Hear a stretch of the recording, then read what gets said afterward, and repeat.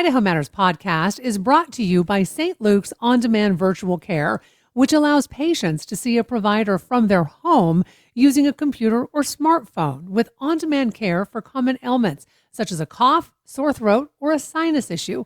More information at stlukesonline.org.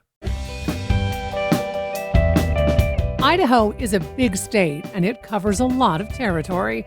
Idaho Matters wants to take you to every corner of the Gem State by visiting all 44 counties, and we need your help to do that.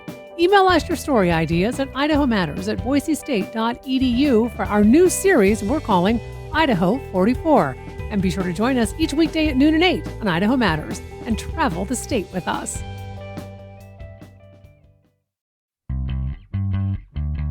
From the studios of Boise State Public Radio News, I'm Samantha Wright, filling in for Gemma Goddard. You're listening to Idaho Matters.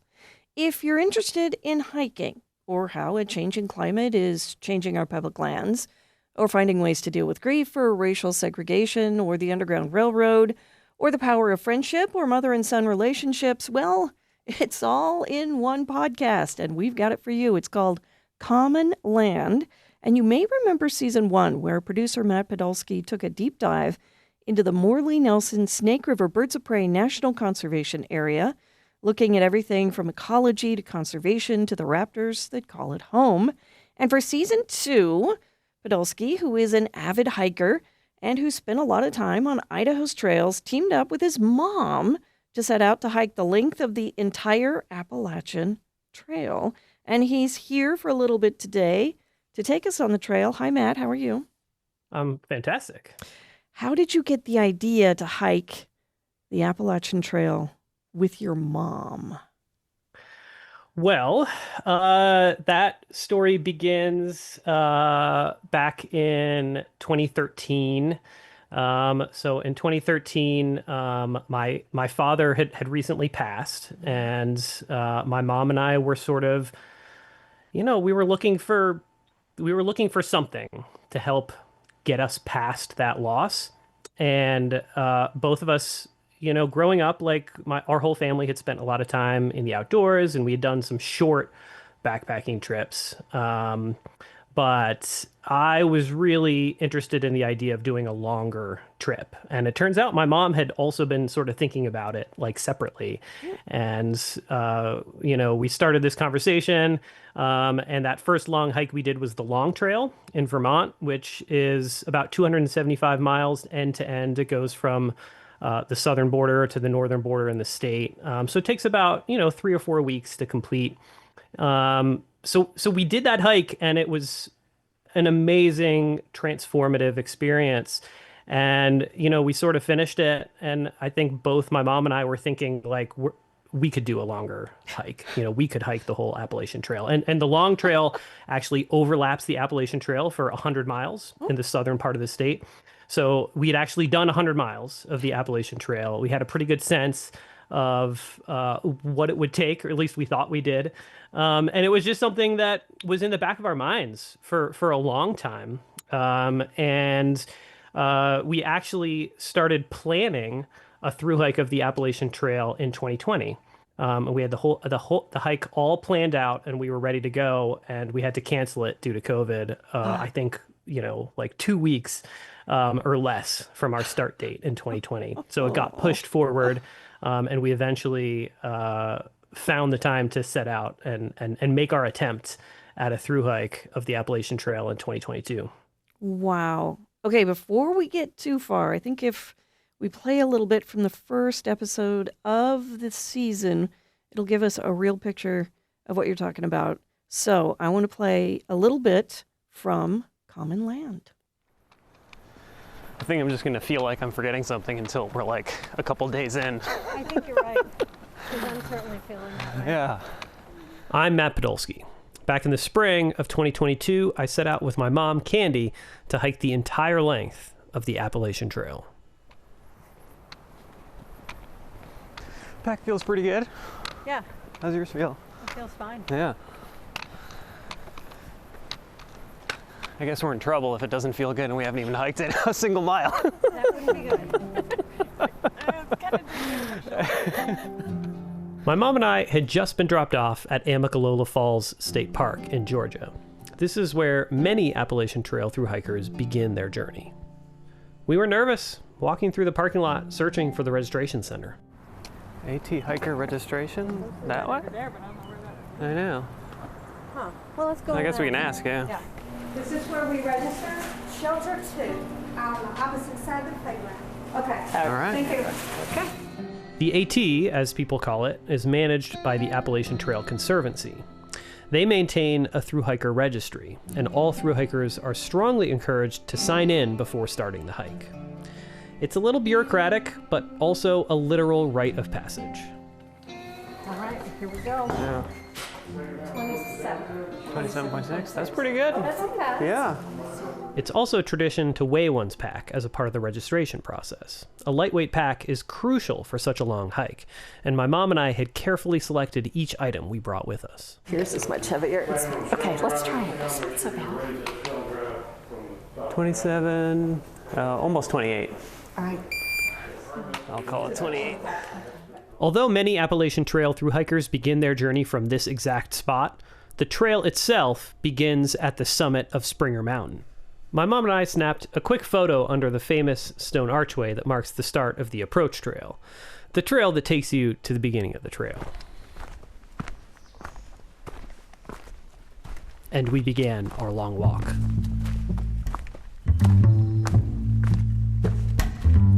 Well, we spent all day and made it to the beginning of the trail. It's nice up here. It's beautiful. Appalachian National Scenic Trail, Springer Mountain, elevation 3782, southern terminus. All right.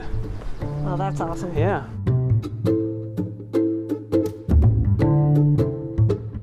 Every spring, several thousand people travel to northern Georgia to begin a long-distance trek that occupies a unique space in American culture.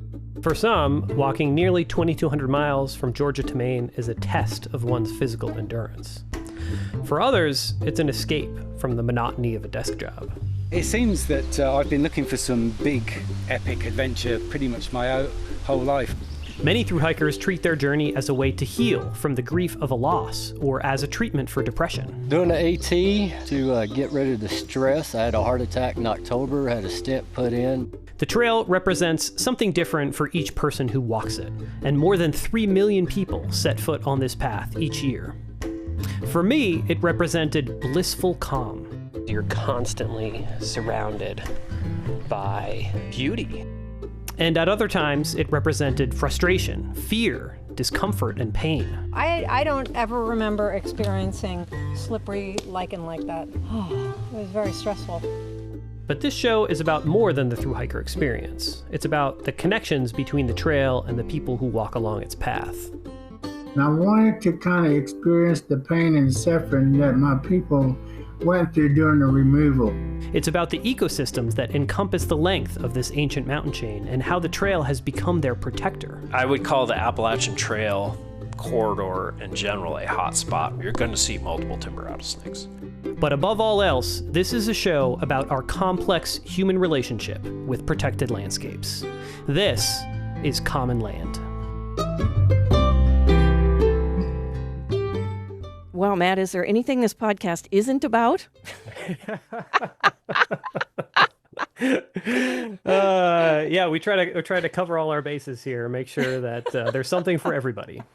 Well, that's for sure. I think you had quite a list there, but there is so much in here. Tell us more about the podcast itself. You guys went out to hike the whole trail, and it was so much more than just you and your mom, right? It was, absolutely. And a lot of that was we couldn't predict going into it, right? But I did go into the hike with the plan to produce this podcast series. And so I had a handful of stories kind of picked out ahead of time. And so there were certain spots along the hike where I knew I wanted to stop and, maybe go do an interview with somebody, or check out a specific site and capture that experience for the podcast. But most of what you hear in the show is stuff that just happened organically that was, I never could have anticipated. And there's, so many examples of that. And then, my job in sort of piecing the series together has been about sort of, finding ways to pair the personal story, like my personal journey on the hike with my mom, with some of these other stories about, things that happened like on the hike or other stories that are sort of adjacent to a particular area that we were hiking through that I was interested in exploring. We're speaking with Boise producer Matt Podolsky about season 2 of his Common Land podcast, where he hiked the entire Appalachian Trail with his mom. You talked about, both of you used the trail to sort of to deal with grief. You have episode 4 is actually called Walking the Grief. And you talk about the trail was born out of grief. You have a whole history of how the trail was put together. Absolutely. And that was something that I had learned a little bit about before I started the hike, but took a really deep dive, while I was hiking. I was, reading history books about the Appalachian Trail and how it was established. And yeah, like that detail was really interesting to me because, as I explained, grief is part of what brought my mom and I to the Appalachian Trail. And interestingly, the Appalachian Trail itself, as you said, was born out of grief. And so it was, the trail is sort of the brainchild of this conservationist whose name was Benton Mackay. And Benton Mackay lost his wife to suicide. And in the aftermath of that tragic event, Mackay spent an extended period of time at in a sort of outdoor space at a friend's house, but in a space where he had the opportunity to get out into the natural world and sort of process what he was going through. And that was a big part of his inspiration for proposing the Appalachian Trail. His proposal, introducing this concept of an Appalachian Trail, of a footpath stretching from Georgia to Maine, was published the same year of his wife's suicide. And that was in 1925. The article was published in 1921, and Mackay organized the first Appalachian Trail Conference in 1925. So this year, in a certain sense, the trail wasn't actually completed as a contiguous trail until 1937, but 1925 was this key moment where, 4 years after Mackay had sort of first put the idea out into the world, he was actually starting to bring partners together, and they were trying to, for the first time, they were conceptualizing this idea as a reality and trying to figure out how to translate the idea into an actual footpath on the ground. And so we're celebrating 100 years since that moment. Wow. Matt, I wanted to jump right into episode 7, which is called Climate Change on the Trail. You take a look at how changing weather patterns are actually altering the trail. Let's take a quick listen. There just may be closures because for safety or resource reasons that it's not safe, it's not sustainable to keep the resource open. Fire, flood, whatever it is.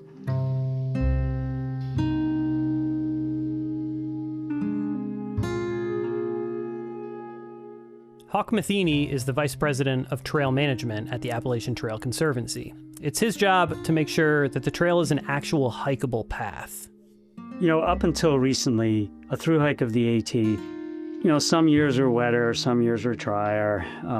There may be some lingering snow in the Smokies in some years, these sort of variables, but there never really has been a major condition that prevented a linear through hike.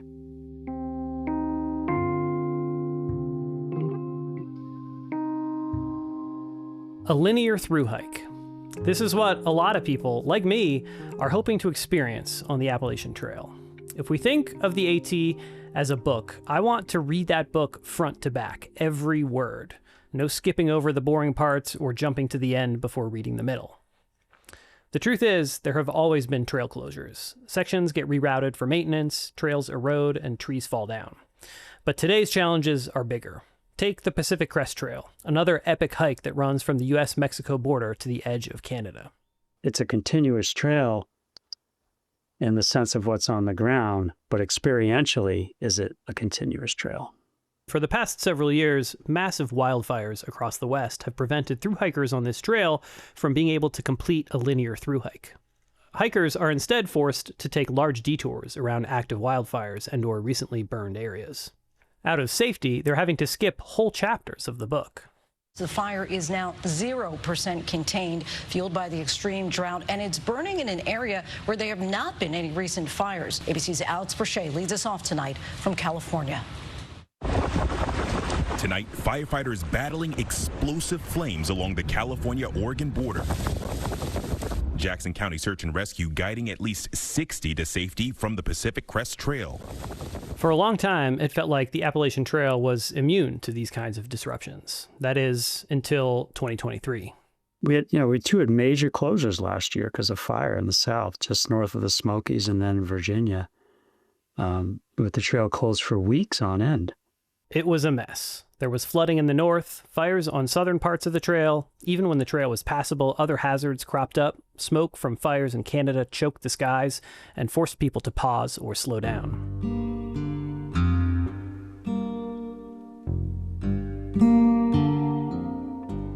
Then, in the fall of 2024, Hurricane Helene made landfall in Florida, then stalled in southern Appalachia, causing catastrophic flooding. Organizers with the Appalachian Trail reports that Hurricane Helene was the worst natural disaster that the trail has seen in its 100-year history. I think that there are going to be sections of the trail that are going to have to remain closed for the foreseeable future. I would say at least through next year's hiking season.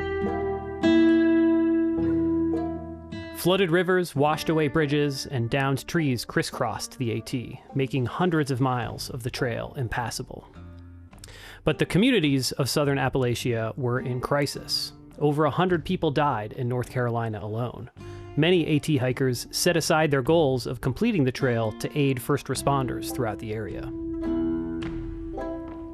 Climate change is reshaping the Appalachian Trail. And to ensure that the trail will survive the next 100 years, Hawk Matheny is being forced to consider drastic changes to the AT's path. Matt, what are some of these drastic changes that they're thinking about? So the changes, there's really two categories of changes. One of the really important ones is potentially rerouting large sections of the trail that right now follow alongside streams and rivers, right? And so these are sections of the trail that are most likely to, experience flooding. But, there are also sections of the trail that are really pleasant to hike, right? Like walking alongside a stream or river can be a really pleasant and enjoyable experience. Yeah. But there, that sort of category or category of the type of sort of alignment of the trail is one that, might have to change. And then the other one is these high alpine sort of ridgeline walks. And there's a lot of really, really amazing high elevation ridgeline walks along the Appalachian Trail. So much of the trail is really densely forested that when you come up onto these high elevation ridge lines that are above tree line, it's just magical, right? Because you've been sort of trapped in this dense forest for so long, and then you get this amazing openness and these just glorious views. But those alpine areas are also really fragile. And those are areas that are being threatened by climate change as well. And so there's, that's sort of another section or sort of category of sections of the Appalachian Trail that the folks at the Appalachian Trail Conservancy are having to sort of reconsider, like what, not just what works now, but what's going to work moving into the future. Right. And these are the kinds of things, when I was listening to that, I was thinking how weather affects different foothills trails in the Boise area each year and what the trail managers have to do to try and protect them. You've hiked in Idaho, Sawtooths, Boulder White Clouds. I mean, these are the kinds of things that might happen there, right?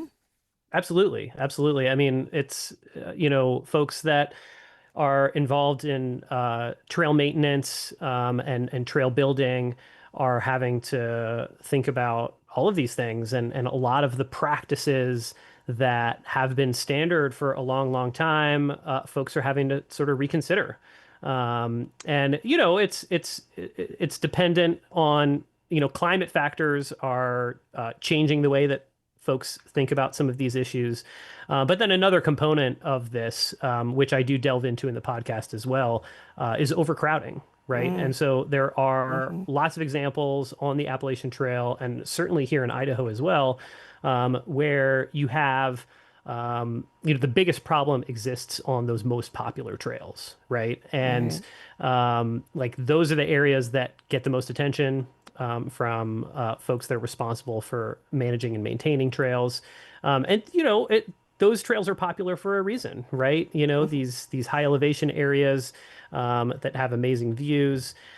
It makes sense that more people want to go visit those areas, but it's a really big challenge to try to figure out a way to simultaneously like maintain access. And, one of the things that we're talking a lot in this podcast is, about how do we not just maintain the access that people have, but how do we increase access to these areas so that more people feel like these are places that they can visit. We want to get more people outside, right?